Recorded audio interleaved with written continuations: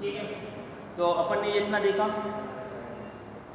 उसके बाद अपन नेक्स्ट बात करते हैं, एपिस्टैक्सिस देख लिया। एपिस्टैक्सिस का जो है एपिस्टैक्सिस क्या होता है वो देखा। एपिस्टैक्सिस का मतलब क्या होता है, नोज ब्लीडिंग अपन ने देख लिया, उसके टाइप देख लिए, उसके बाद उसके कॉज देख लिए।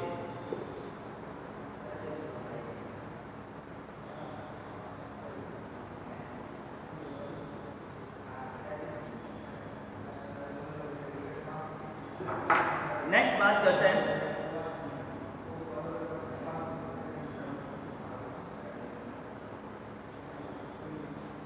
इसके साइन एंड सिम्टम।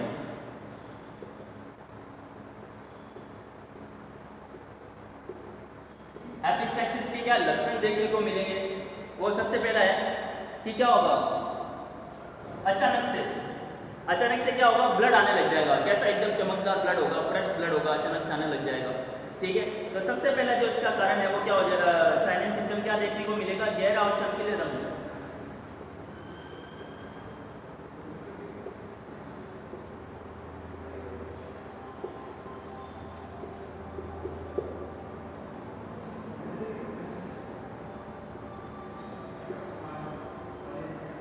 ठीक है, ब्लड क्या हो जाएगा, अचानक से आने लग जाएगा। अचानक से क्या होगा, ब्लीडिंग होना शुरू हो जाएगी। ठीक है, और कैसी होगी, एकदम गहरा, एकदम डार्क रेड और ब्राइट होगा उसके अंदर। अचानक क्या हो जाएगा, ब्लीडिंग होने लग जाएगी, अचानक से ब्लीडिंग होने लग जाएगी।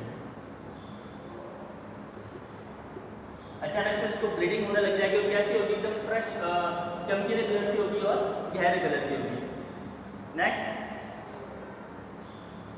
नेक्स्ट क्या देखने को मिलेगा, ब्लीडिंग होने की वजह से क्या होगा, हेडेक होगा। और क्या देखने को मिलेगा, कंफ्यूजन, वीकनेस,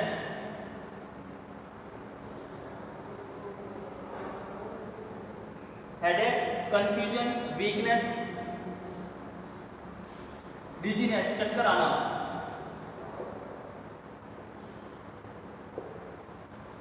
ठीक है, डिजीनेस, ये चीजें देखने को मिलेगी। और हाफना, फैंटिंग।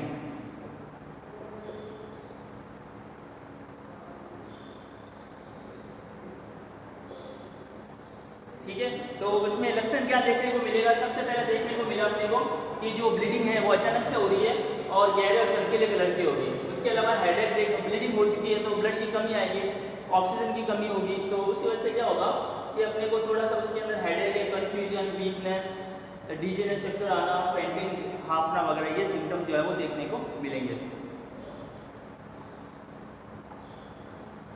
उसके अलावा क्या होगा कि कभी कभार अपन रात को सो के उठते हैं तो उस टाइम अपने नोज में से ब्लैक जो है, काला मल वगैरह ऐसा कुछ निकलता है। वो क्या होता है, ब्लड पड़ा जो है अंदर ही वो जम जाता है। ठीक है, उस वजह से क्या होगा, अपने को सांस लेने में तकलीफ होती है कभी कभार, वो भी देखा जाता है उसके अंदर। और थोड़ा इरिटेशन रहता है अपने को। ठीक है, तो ये चीज़ें होती है उसके अंदर। उसके अलावा ब्लीडिंग के कारण अपने को स्मेलिंग, सूंघने में दिक्कत आएगी, क्योंकि वो ब्लड जो है वो जमा हुआ है, तो सही तरीके से अपने को जो है किसी चीज़ को अपन स्मेल नहीं कर पाएंगे। ठीक है, ये इसके अंदर कुछ लक्षण देखने को मिलेंगे। ठीक है,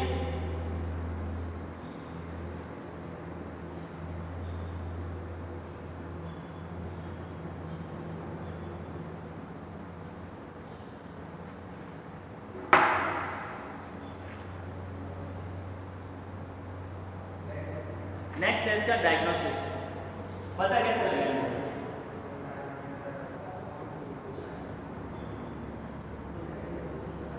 डायग्नोसिस। ठीक है, तो डायग्नोसिस में ऐसा कैसे पता लगाएंगे कि एपिस्टैक्सिस हुई है, इसको करने के लिए कि अंदर किस वजह से हुई, क्या चोट लगी है। तो सबसे पहले अपन क्या करेंगे, physical examination and history collection.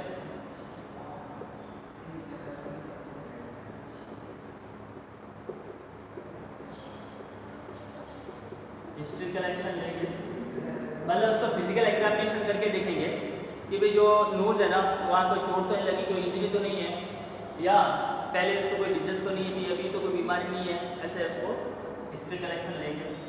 उसके बाद सीबीसी करेंगे, ब्लड के अंदर कंप्लीट ब्लड काउंट, इन्फेक्शन वगैरह तो नहीं आ रहा है, ठीक है। नेजल स्पेक्यूलम टेस्ट,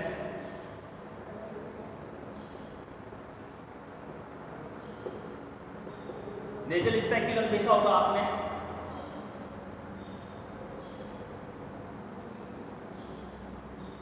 ऐसे करके ऐसा होता है, आपने देखा होगा नेजल स्पेक्यूलम, ठीक है। उससे वो डालते हैं, फिर क्या होता है कि अंदर नेजल के अंदर देखेंगे, नाक के अंदर देखते हैं कि कहाँ चोट आई हुई है, ठीक है। उसके अलावा एंडोस्कोपी करते हैं, नेजल एंडोस्कोपी,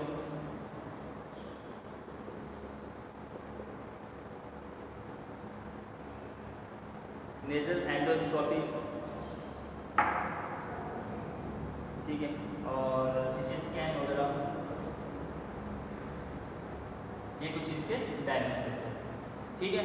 मेनली क्या होता है कि जो नोज ब्लीडिंग किस कारण हो रही है, अपने को पता है कोई चोट लग गई या ट्यूमर्स या कोई इन्फेक्शन वगैरह से हो रही है, तो इन्फेक्शन अपने को क्या होगा कि सीटीसीस वगैरह देख ली, इसके अंदर फिजिकल एग्जामिनेशन हिस्ट्री कलेक्शन कर लिया है, और नाक के अंदर नेजल स्पेक्यूलम डाल के अपन ने चेक किया कि वो चोट तो नहीं लगी हुई है, एंडोस्कोपी से चेक कर लिया, एंडोस्कोप लगा के, और सीटी स्कैन के द्वारा अपने को पता चल जाता है कहाँ इंजरी है, ठीक है।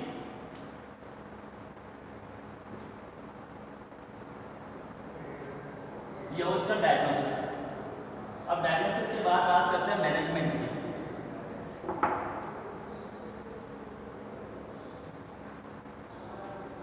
डायग्नोसिस के बाद बात करते हैं अपन इसके मैनेजमेंट। मैनेजमेंट में सबसे पहले मेडिकल मैनेजमेंट। मेडिकल मैनेजमेंट में अपन क्या करेंगे इसमें, तो सबसे पहले अपना उपचार क्या होगा कि अपने को जो टारगेट रखना है कि नोज जो ब्लीडिंग हो रही है, ब्लीडिंग को रोकना है सबसे पहले, ठीक है। तो सबसे पहले क्या बात करेंगे इसके अंदर, कैथेटराइजेशन करेंगे, सील कर देंगे ब्लड वेसल्स को। ब्लड वेसल जो फट चुकी है उनको अपन सील कर देंगे। वो कैसे करेंगे, silver nitrate, silver nitrate,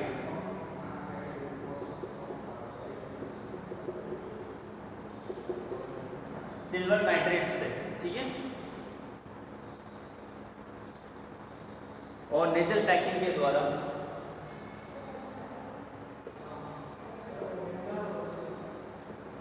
nasal packing क्या होती है, ऐसे कॉटन गोज की जो है सिलेंड्रिकल ऐसी बनी हुई रहती है, जो नोज के अंदर डालते हैं, जिससे क्या होगा जो भी ब्लड वेसल्स फट चुकी है उसके ऊपर दबाव पड़ता है और वहाँ से ब्लीडिंग जो है वो रुक जाती है।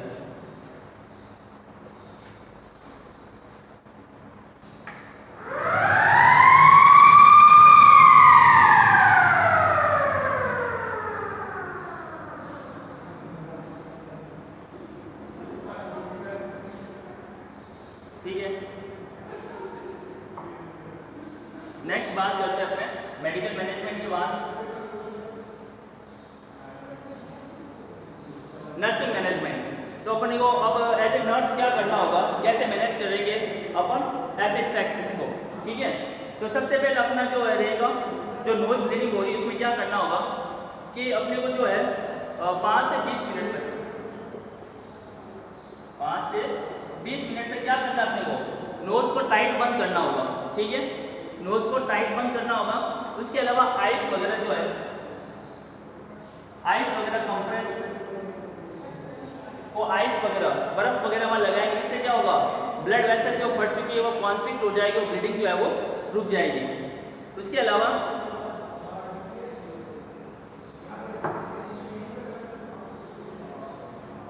अपने को मरीज जो पेशेंट है ना उसको आराम रेस्ट करानी है,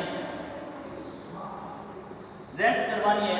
और हेड कितना एलिवेट रहेगा, 30 से 35 डिग्री जो है ऊपर रखना है, एलिवेट रखना है इसके अंदर।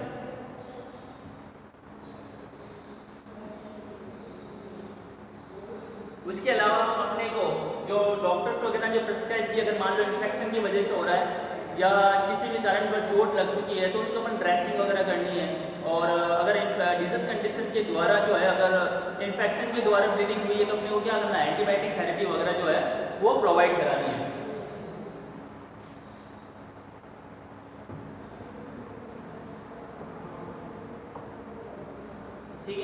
ये इसका मैनेजमेंट हो जाएगा। सिंपल है। अपने को सीधा क्या ध्यान रखना है कि जो नेजल ब्लीडिंग रोकनी है, ठीक है। नर्स क्या करेगी, ब्लीडिंग मान लो आ रही है तो सबसे पहले क्या होगा कि अपन एंटीरियर ब्लीडिंग है तो वो तो खुद ब खुद रुक जाएगी। अपने को कॉम्प्लिकेशन क्या है, जो पोस्टीरियर ब्लीडिंग होती है ना वो थोड़ा हार्मफुल होती है, ठीक है। एंटीरियर ब्लीडिंग तो रुक जाती है थोड़ा बाद, लेकिन पोस्टीरियर अगर ब्लीडिंग हो रही है तो वो थोड़ा नुकसानदायक है, उसमें अपने को मैनेजमेंट की जरूरत पड़ती है, हॉस्पिटलाइजेशन करना पड़ता है। उसमें क्या करेंगे, अगर एंटीरियर हो रही है तो नाक को दबा के रखना है 15 से 30 मिनट तक, ठीक है। उसके अलावा क्या होता है कि इसको रेस्ट देनी है, हेड एलिवेट रखना है 30 से 40-45 डिग्री तक। उसके अलावा कुछ नेजल जो कॉटन्स वगैरह की जो पैकिंग वगैरह नेजल पैकिंग वो डाल देनी, जिससे क्या हो जाएगी जो ब्लीडिंग है वो रुक जाएगी। अगर पोस्टीरियर है, अगर सर्जरी की जरूरत है या कोई जो डिजीज कंडीशन क्या है उसका पता लगाया जाता है। अगर मान लो कोई ट्यूमर के द्वारा हो रही तो ऑपरेशन सर्जरी की जरूरत पड़ेगी। उसके अलावा कि मान लो कि कोई डिजीज कंडीशन रप्चर हो, डिजीज की इन्फेक्शन की वजह से चीज़ हुई तो क्या करना पड़ेगा, उसके लिए एंटीबायोटिक थेरेपी वगैरह देनी पड़ेगी। अदरवाइज क्या होगा, उसमें अपने को आइस कंप्रेशन वगैरह आइस की जरूरत पड़ेगी। इससे क्या होगा, ब्लड वेसल्स वगैरह जो है वो कॉन्स्ट्रिक्ट हो जाएगी और ब्लीडिंग वगैरह जो है वो रुक जाएगी। और उसको पेशेंट को रेस्ट देनी है, सॉफ्ट टाइट देनी है और उसका जो है अपने को बार बार उसका चेकअप करना है कि ब्लीडिंग रुकी या नहीं रुकी है, ठीक है। तो इन चीज़ों का तो है ध्यान रखा जाता है। उसके अलावा जो है एंटीकोगुलेंट वगैरह, मतलब जो ऐसी ड्रग्स वगैरह नहीं देनी है जिससे क्या होगा ब्लड जो है वो और पतला हो जाए। और ड्रग्स जो पहले चल रही है, अगर मान लो कोई डिजीज़ की ब्लड ब्लीडिंग से रिलेटेड कोई डिसऑर्डर की जो ब्लीडिंग जो अगर ड्रग्स वगैरह चल रही है तो वो अपने को डॉक्टर को इन्फॉर्म करना है, ठीक है। इसके कुछ मैनेजमेंट होंगे, ठीक है। आज के लिए इतना काफ़ी है।